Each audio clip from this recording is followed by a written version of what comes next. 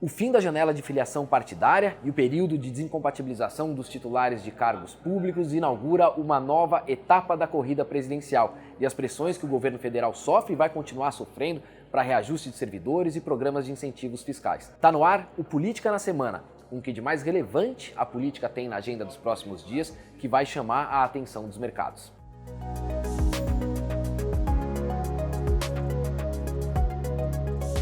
Olá, eu sou o Paulo Gama, do time de análise política da XP, e trago aqui os principais pontos da agenda política dessa semana que vão atrair o olhar dos mercados. Semana que inaugura uma nova fase da corrida presidencial, agora que ficou para trás a janela de filiação partidária, quando possíveis candidatos em outubro ainda podiam mudar de partido, decidir por qual partido sairiam candidatos, e também o fim do prazo de desincompatibilização dos titulares de cargos públicos que querem disputar as eleições de outubro. E a gente teve movimentações super relevantes no final da semana passada que vão repercutir nesses próximos dias. A principal delas é a decisão do ex-ministro e ex-juiz Sérgio Moro de mudar de partido. Ele deixou o Podemos e migrou para a União Brasil. O seu novo partido não lhe dá nenhuma garantia de que de fato ele vai ser candidato a presidente da República, o que levou todo mundo a olhar qual é o possível destino dos eleitores do Sérgio Moro. Moro pontuava relativamente bem nas pesquisas de intenção de voto, atingia 7%, 8%, e a grande questão agora é saber para onde vão os votos que estavam com o ex-juiz Sérgio Moro. A gente tem uma série de pesquisas para serem divulgadas nessa semana, entre elas a do IPESP, que vai ser divulgada na próxima quarta-feira. Mas com dados de pesquisas anteriores, a gente já consegue estimar um pouco qual é o destino desse percentual que o ex-juiz Sérgio Moro ostentava nas pesquisas anteriores. E por mais contraintuitivo que possa parecer, esses votos não migram de uma vez só para a candidatura do presidente Jair Bolsonaro. Há uma divisão entre a candidatura do Bolsonaro, a candidatura do Ciro Gomes e a candidatura do João Dória, além de um contingente relevante que prefere não votar ou votar nulo do que escolher um outro candidato. 40% dos eleitores do Moro estão nessa última categoria que eu mencionei e preferem não escolher entre nenhum dos outros candidatos apresentados quando ele não está na disputa.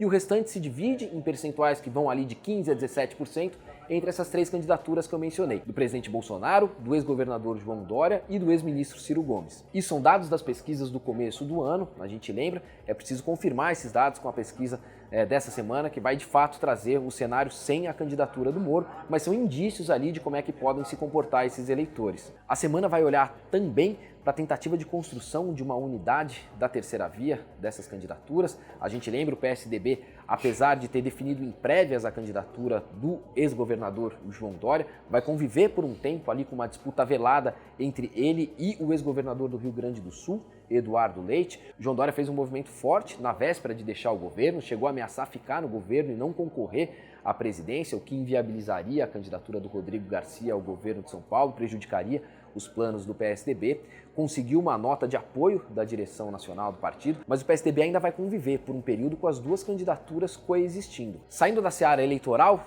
estritamente falando, a gente chega nas pressões que o governo deve continuar a sofrer nessa semana por conta do funcionalismo público para conceder um reajuste aos servidores federais. A pressão já se exerce há algum tempo, mas tende a se intensificar nesses próximos dias e a estratégia do governo é evitar fazer essa discussão agora. Existe um prazo que vai até o final do primeiro semestre para que esse reajuste, a depender da modalidade dele, mas para que esse reajuste seja concedido.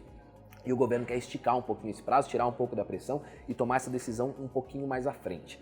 A gente deve ter também discussões sobre a implementação do novo Refis, do Simples, que é um programa de refinanciamento de dívidas, e o governo corre atrás de alguma possibilidade de receita para cobrir essa que ele vai abrir mão, caso de fato implemente esse refinanciamento das dívidas. Há algumas possibilidades à mesa, mas o Planalto resiste e tem descartado a possibilidade de elevar a tributação sobre o setor financeiro, como se aventou, era uma das possibilidades colocadas à mesa, mas em um momento em que ele está tentando estimular o crédito, ele avaliou que fazer esse aumento de alíquota para o setor financeiro jogaria na contramão disso, por isso acabou deixando de lado essa possibilidade que trouxe bastante ruído na semana passada. Por fim, foco na sessão de discussão pública que o TCU vai fazer na quinta-feira sobre a privatização da Eletrobras. O governo tem se esforçado junto aos ministros do tribunal para conseguir colocar de pé essa operação ainda na primeira quinzena de maio. O calendário tem ficado bastante estreito, mas há empenho do governo para conseguir tirar do tribunal essa autorização até o final de abril, viabilizando esse calendário pretendido. Desdobramentos da saída do Sérgio Moro da corrida presidencial e as pressões do funcionalismo por renúncia de receitas e a questão da Eletrobras são esses os principais pontos da agenda política nessa semana. e eu volto com mais novidades na próxima segunda-feira. Até lá!